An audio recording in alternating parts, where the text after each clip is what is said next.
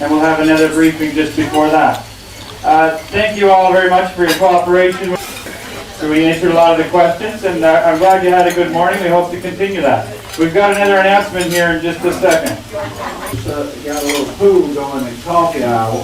In Walker Bay area here in around 1820 or 1830. The ship is going to anchor out here somewhere. It's quite a difficult anchorage to find actually, because there are a lot of ledges here. It's very difficult for the captain to find a spot where the anchor will hold. Sometimes we come in here and if there's a strong breeze blowing, with all the pressure pulls the anchor goes right off the ledge. You can't seem to get a grip there. So if we end up with a long Zodiac ride, we have to clear the point here by considerable distance and give it a wide berth. There are a lot of submerged rocks going straight out from Hannah Point itself, underwater rocks. We then come around and we're going to land in this area here. We've got, this is kind of like the smorgasbord here. This has got just about every species of wildlife that there is to see down here. You've got all kinds of bird life, and as well usually quite a few seal. We're going to land in this area, and we'll do this like a walking tour.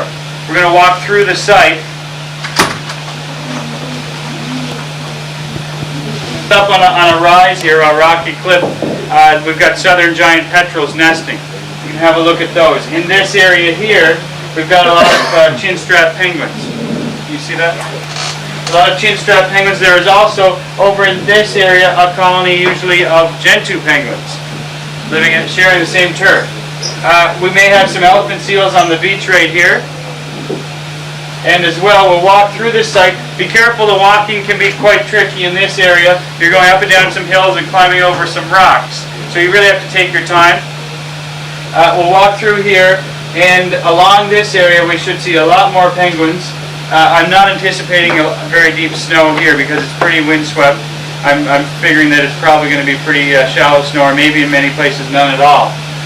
And then down in this area here, we've got usually an elephant seal wallow, a large conglomeration of them there. And Alan will be down in that area, and he'll be pointing those out to you. He'll go with the first assembly of people that want to travel down in that area. Eventually, which one's Alan? He's the guy that talks funny.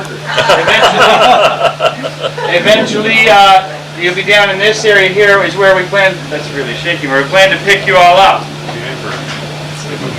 We'll plan on staying here approximately. If we get started, say the anchor's going down now, the boats will be going in the water shortly.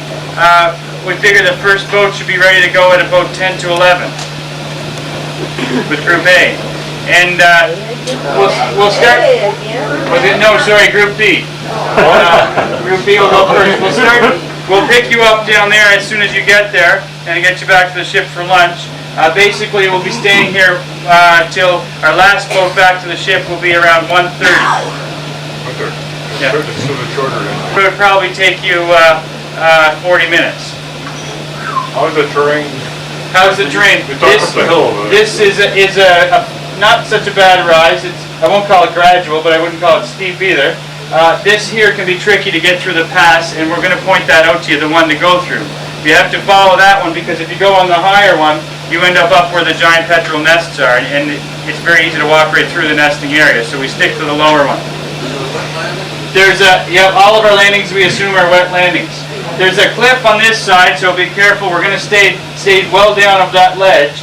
We're going to walk along here. Once you get up there, it's fairly flat walking. You just have to watch and beware of where the wildlife is. In many cases, they may be nesting right in the middle of the path even, so you have to be very careful and always be looking ahead to where you can keep yourself walking around the large groups. Up in this area at the top of the hill, we might be lucky enough to catch a glimpse of another kind of penguin which we didn't really talk about too much, and that's the macaroni penguin.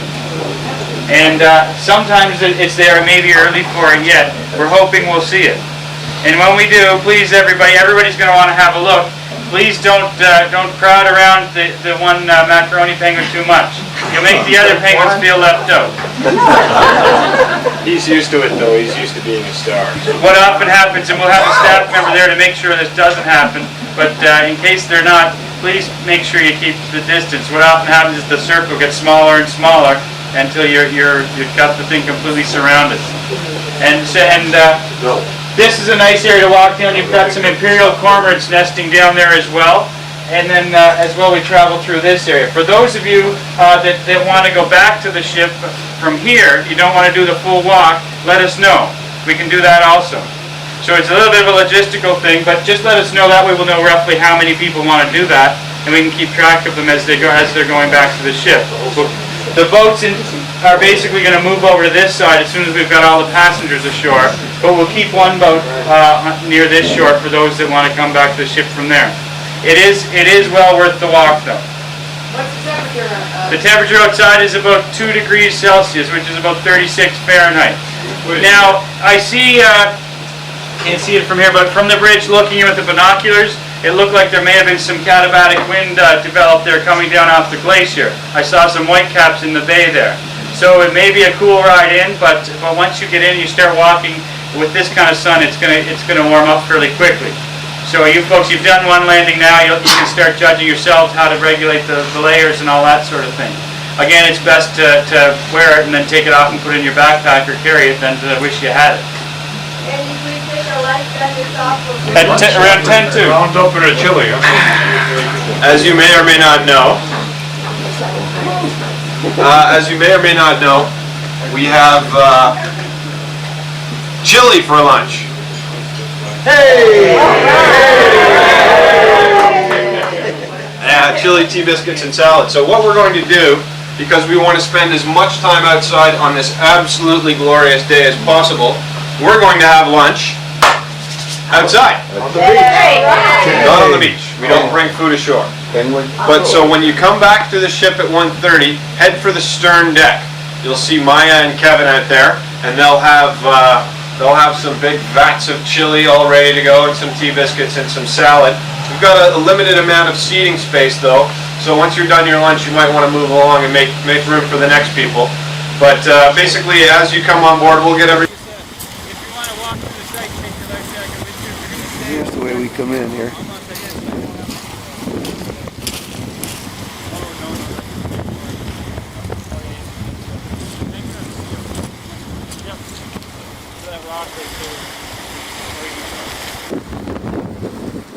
Here are the Gentoo. These are Gentoos, he said.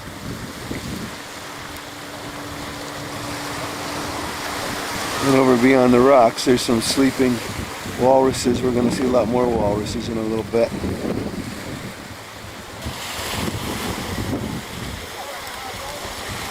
That water is cold. Let me tell you, folks, it's cold water.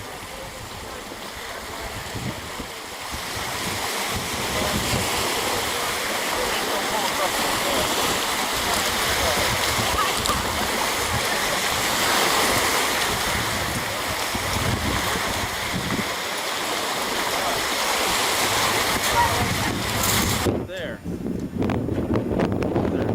It's a macaroni pizza with the yellow ringed hair there. The wind is blowing, so it's hard to keep still. This one's a preening guy.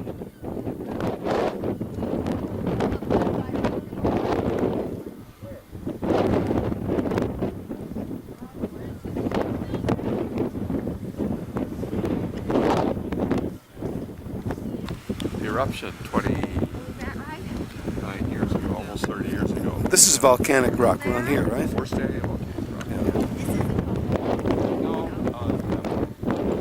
How long ago do you think this volcano was formed? Any idea? Yes. Yeah.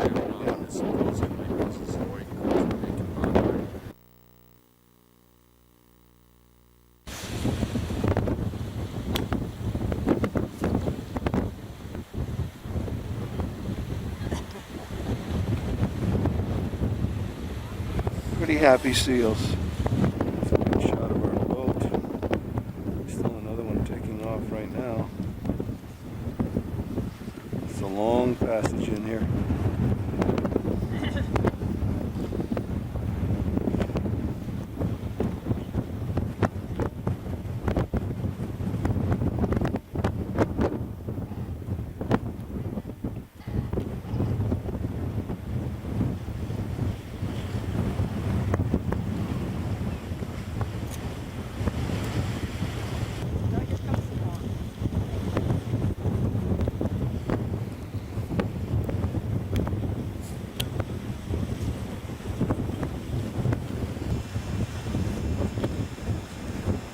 scratching her fingernails. She's got an itch on her palm.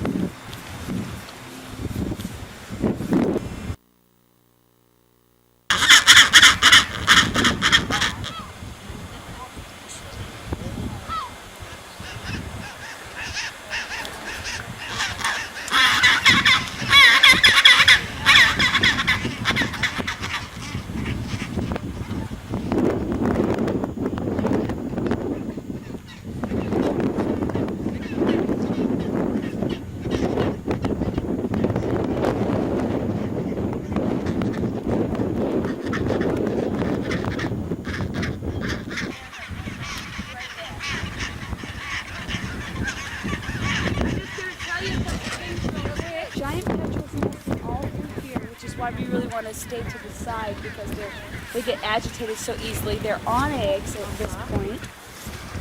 We have obviously the chin straps next to us. Right in front, see this rocky knoll? Yeah. There's a bit, not this low one with the people, but just behind them. There's a few gulls on it, not way back, but close. Look down from the rocks and there's a mound on the earth there. Yeah. That's the nest of a puff gull. So it's a real nice view. And where these people are just around the knoll here, there's a macaroni penguin nesting in the chin strap. It's a nice macaroni. Got a big nice crest on it. Then you want to follow the beach around and you can see you're going to get way up. You know, you're going to have quite a walk. Is You're that going, where the seals there? yeah. We go all the way to there where the seals are? Yeah, so we go, I think it's all the way up. I've been on the other side. That's great. So you And there's one of the unusual macaroni gulls, penguins. Macaroni time.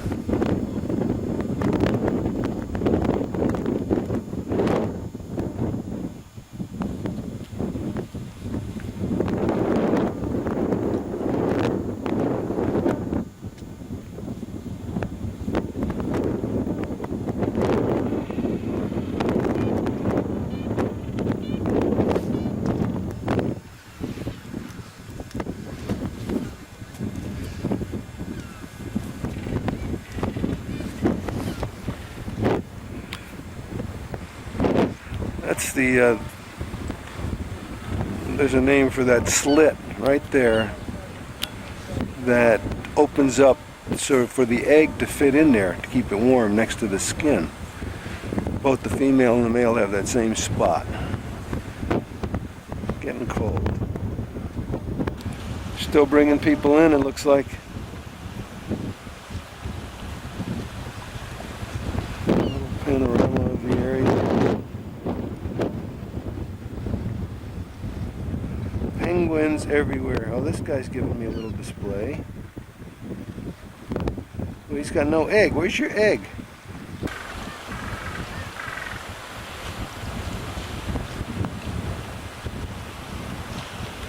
He's got an egg. He's got 2 eggs. 2 eggs. Good shot.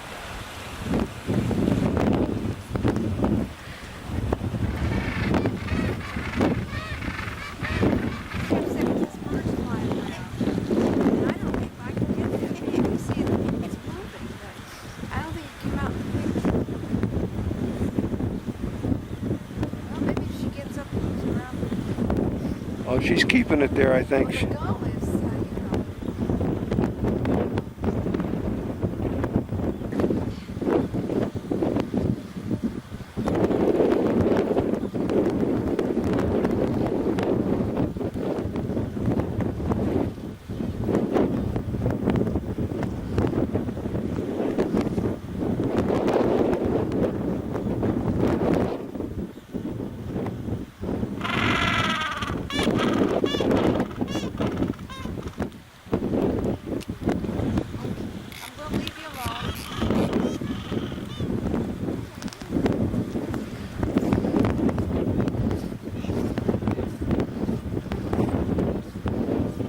Nice big egg with this Gen 2.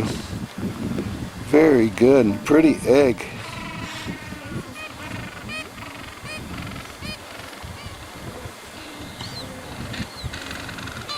Between her legs there. Resting on her feet.